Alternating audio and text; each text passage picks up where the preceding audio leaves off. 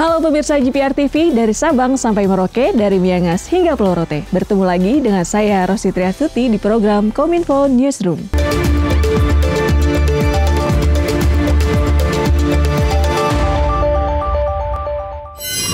Pemirsa, Presiden Joko Widodo mengunjungi Nusa Tenggara Barat guna memeriksa persiapan MotoGP di area Mandalika. Presiden juga melaksanakan rapat terbatas terkait penyelenggaraan MotoGP pada Maret mendatang. Presiden Joko Widodo memimpin rapat evaluasi persiapan pelaksanaan MotoGP Mandalika 2022 pada Kamis 13 Januari 2022. Dalam ratas tersebut, Presiden menekankan beberapa hal, di antaranya persiapan layanan bandar udara, penerapan protokol kesehatan, dan juga pelayanan terhadap tamu atau penonton. Presiden juga menekankan persiapan pendukung lainnya seperti penginapan, rumah makan, pariwisata, dan souvenir. Dalam ajang internasional ini juga melibatkan pengrajin-pengrajin yang ada di NTB dan provinsi lain. Oleh karena itu, fasilitas penjualan souvenir dan UMKM juga mesti diperhatikan. Bahwa persiapan pelaksanaan MotoGP 2022 ini di Mandalika, Nusa Tenggara Barat ini betul-betul harus terlaksana dengan baik tanpa ada isu-isu yang nggak baik yang ikut numpang di situ. Karena tinggal 1 bulan lagi untuk persiapan pre-season test, yaitu di 11-13 Februari. Dan 2 bulan untuk MotoGP Series di 18 sampai 20 Maret 22. Sehingga betul-betul saat ini berkejar-kejaran kita dengan waktu.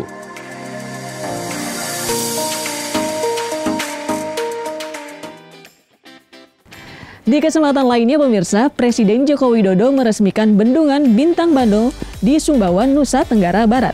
Bendungan terbesar di Nusa Tenggara Barat ini merupakan bendungan ke-29 yang dibangun di era Presiden Joko Widodo.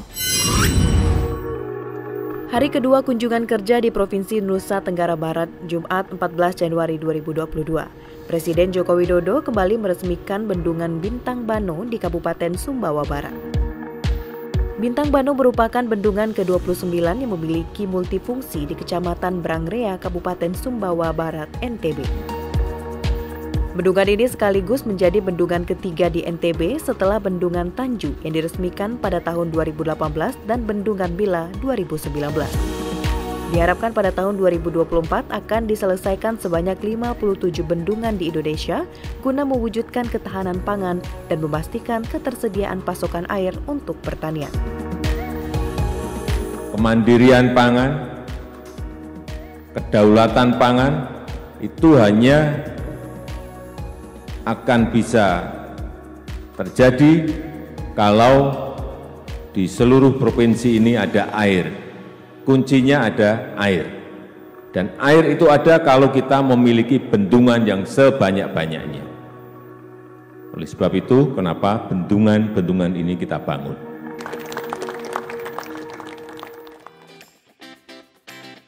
Informasi lainnya, pemerintah melakukan langkah konkret untuk menjaga stabilitas harga bahan pokok kebutuhan masyarakat dengan harga yang terjangkau.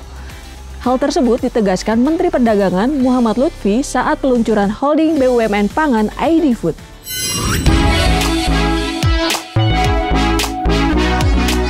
Untuk mendukung visi dan misi pemerintah dalam menjalankan transformasi sektor pangan, sebanyak 10 kementerian dan lembaga berkolaborasi untuk membentuk program Migor 14.000 dan BUMN Holding Pangan ID Food dan telah diluncurkan pada Rabu 12 Januari 2022 lalu. Program ini diharapkan mampu mempertahankan penerimaan devisa kelapa sawit yang harganya sangat baik di pasar internasional, serta dapat menjaga keterjangkauan serta ketersediaan minyak goreng bagi masyarakat.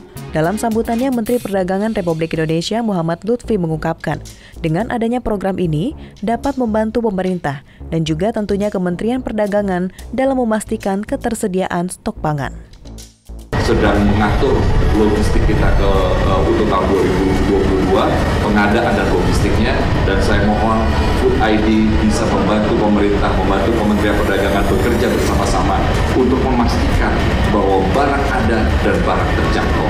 Kita juga mempunyai nilai tambah yang luar biasa daripada ekspor kita, yang mempunyai akses juga terhadap harga-harga di luar negerinya. Sekali lagi kami mohon kerjasamanya. Tahun 2022 adalah tahun yang penuh dengan tantangan, tetapi dengan kekompakan, dengan kebersamaan, dengan tekad untuk menjadikan Indonesia yang maju. Saya yakin kita bisa. Pemirsa, sebagai kontribusi pemerintah menanggulangi pandemi COVID-19 di Indonesia, Menko PMK Muhadjir Effendi menargetkan vaksin merah putih yang dikembangkan Universitas Airlangga dan PT Biotis akan diproduksi massal pada pertengahan tahun 2022. Sebagai salah satu upaya mengakhiri pandemi di Indonesia, pemerintah mendorong produksi vaksin merah putih.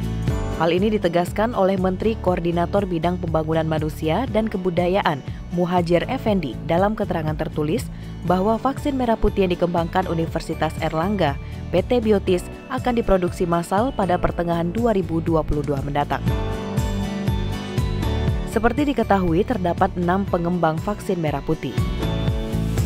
Pihaknya meminta Kementerian Kesehatan sebagai regulator segera mencari titik temu antara pemerintah dengan industri sebagai produsen, sehingga jadwal rilis produk vaksin COVID-19 produksi dalam negeri dapat sesuai harapan.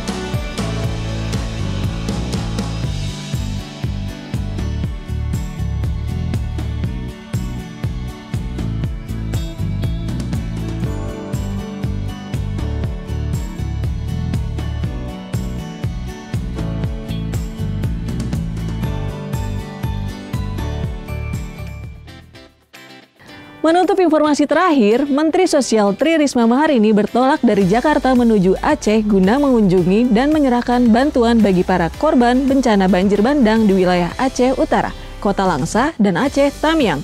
Berikut informasi selengkapnya. Menteri Sosial Republik Indonesia Tri Risma hari ini melakukan kunjungan ke Provinsi Aceh pada 11 dan 12 Januari 2022. Kunjungan tersebut dalam rangka memberikan bantuan kepada korban banjir bandang di Kabupaten Aceh Utara dan Aceh Timur. Sebanyak Rp455.550.100 bantuan diberikan kepada Pemda Kabupaten Aceh Utara dan sebesar Rp1.440.285.757 diberikan kepada Pemda Kabupaten Aceh Timur. Menteri Sosial juga memberikan bantuan berupa santunan kepada ahli waris di 2 kabupaten tersebut. Kami memberikan bantuan untuk dalam bentuk bahan-bahan makanan. Kemudian kita juga menyiapkan buffer stok untuk daerah kalau sewaktu-waktu terjadi naudzubillah min dzalik, kita semua tidak pengen, tapi kalau itu terjadi kita sudah siapkan bahan-bahan untuk bisa digunakan oleh daerah maupun warga.